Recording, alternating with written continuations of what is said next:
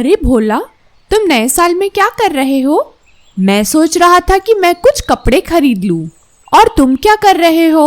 मैं तो अपने माता पिता के साथ घूमने जा रहा हूँ, बहुत मजा आएगा। अरे वाह बच्चों, आप लोगों ने तो नए साल के लिए बहुत कुछ सोच रखा है। गुरुजी, आप नए साल में क्या करने वाले हैं? बच्चों, मैं पास के अनाथालय में जाकर बच्चों को भोजन कराने वाला हूँ। उन्हें हमारी जरूरत है। सब बच्चे आश्चर्य से एक दूसरे को देखने लगते हैं। तो बच्चों, चलो मैं आप सभी को एक कहानी से यह समझाने का प्रयत्न करता हूँ। महाराष्ट्र के एक छोटे से शहर गोंदिया में सविता अपनी बेटियां रिंकी और पायल के साथ रहा करती थी। सविता के पति का देहांत 6 महीने पहले ही हो चुका था और उसके बाद बच्चों की पूरी जिम्मेदारी सविता पर आ गई थी। पति के जाने के बाद सविता बड़े मुश्किल से अपना और अपने बच्चों का पेट पाल रही थी। वह आसपास के घरों में काम करके कुछ रुपए कमा लेती थी, जिससे उनका घर चल रहा था। पति के जाने के बाद सविता भी बीमार रहा करती थी और ठीक से इलाज न मिलने के कारण 1 साल के अंदर ही वो भी चल बसी। अब रिंकी और पायल दोनों अनाथ हो गई थी।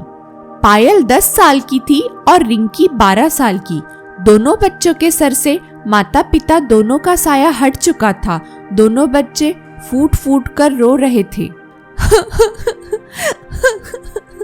माँ तुम हमें छोड़कर क्यों चली गई? माँ, तुम्हारे सिवा हमारा था ही कौन इस दुनिया में? माँ। हाँ माँ, अब हम क्या करेंगे? कहाँ जाएंगे? माँ तुम लौट आओ माँ। आ जाओ माँ। पीछे से किसी की आवाज आती है। बच्चों, मैं हूं ना, मैं आप दोनों को अपने साथ ले जाऊंगा।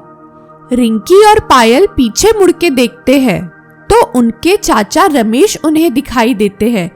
दोनों बहनें दौड़कर चाचा से लिपट जाती है और रोने लगती है। चाचा देखिए ना, ये क्या हो गया हमारे साथ? हम एकदम अकेले हो गए। नहीं बच्चों, आप अकेले नहीं हो, मैं हूं ना। मैं आप दोनों को अपने साथ मुंबई लेके जाऊंगा।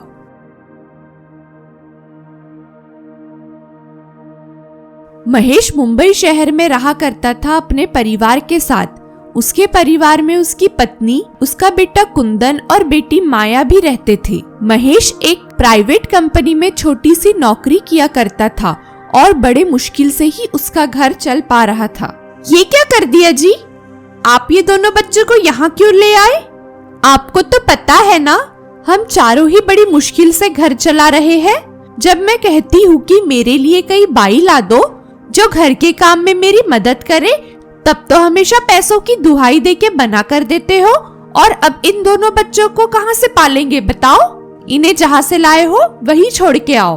अरे भाग्यवान, तुम समझती नहीं, वो गांव वाले मुझ पर दबाव बना रहे थे, इसीलिए मुझे मजबूरन इन दोनों को यहाँ अपने साथ लेके आना पड़ा। पर तुम चिंता मत करो, ये हम पे बोझ नहीं बनेगी। वो कैसे भला? देखो, तुम्हें काम करने वाली बाई चाहिए थी ना, ये बच्चियां तुम्हारे साथ घर के कामों में हाथ बटा दिया करेगी। बस इन्हें थोड़ा सा खाना ही तो देना है। दोनों हंसने लगते हैं, पर गरिमा और महेश के बच्चे उन दोनों की बात सुन लेते हैं। पर उनको अपनी माता पिता की यह सोच बिल्कुल अच्छी नहीं लगती। दीदी, ये पापा मम्मी ठीक नहीं कर रहे। वो दोनों तो हमारी बहनें हैं ना। हाँ कुंदन, हम दोनों उनको बहुत प्यार करेंगे। उनको कभी ताई जी ताऊ जी की कमी महसूस नहीं होने देंगे। पहले 2-3 दिन सब कुछ ठीक रहा, फिर तीसरे दिन से गरिमा ने बच्चों से काम कराना शुरू करवा दिया। वो उनसे घर के सारे काम करवाती थी और उन्हें ठीक से खाना भी नहीं देती थी। रिंकी और पायल चाची की सारी बात बांधते और वो सारे काम करते जिससे वो चाची का प्यार पा सकते थे। पर गरिमा तो हमेशा उनसे उखड़ी ही रहती थी। समय बीतता गया और 31 दिसंबर आ गया। चाचा और चाची दोनों बच्चों को साथ लेके बाहर जाने का प्लान बना रहे थे। माँ, रिंकी और पायल भी चलेंगे ना हमारे साथ? बेटी, तुम्हें तो पता है महंगाई बहुत बढ़ गई है, हम उन दोनों को लेके नहीं जा सकते। सुबह का खाना रखा है, वो दोनों वही खा के सो जाएगी।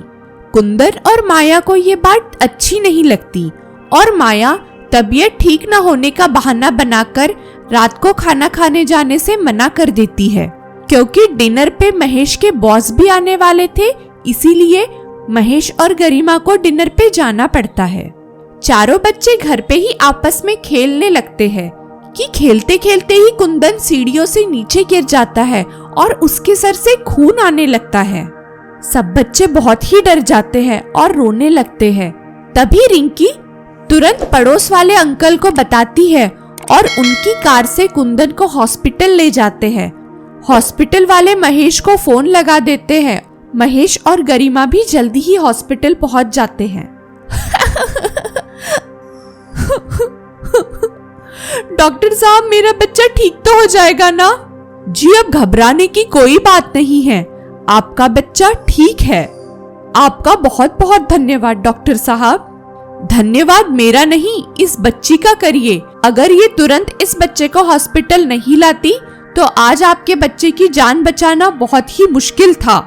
गरिमा रिंकी और पायल को लिपटकर रोने लगती है और उन्हें बहुत प्यार करती है। बच्चों, मुझे माफ कर दो, मैं तुम्हारे साथ इतना बुरा बर्ताव करती रही, पर तुम दोनों ने हमेशा मुझे और मेरे बच्चों को इतना प्यार किया है और हमें अपना समझा है। सुनिए जी, आज से हमारे 2 बच्चे नहीं बल्कि 4 बच्चे हैं। डॉक्टर कुंदन की मलहम पट्टी करके हॉस्पिटल से डिस्चार्ज कर देते हैं और गरिमा और महेश चारों बच्चों के साथ नए साल का केक काट के बहुत ही अच्छा स्वागत करते हैं। बच्चों, आपकी एक मीठी वाणी और आपकी की हुई थोड़ी सी मदद किसी का एक पूरा साल बना सकती है, इसीलिए किसी की मदद करके उनके जीवन में खुशियां लाइए। जी गुरुजी, हम सब ऐसे ही करेंगे। आप सभी को नए वर्ष की शुभकामनाएं। इसी तरह हमारे चैनल के साथ जुड़े रहिए और भी मनोरंजन कहानियां देखने के लिए। तब तक के लिए नमस्कार। मिलते हैं एक और नई कहानी के साथ। हमारे चैनल को लाइक, शेयर, सब्सक्राइब जरूर करिए। धन्यवाद।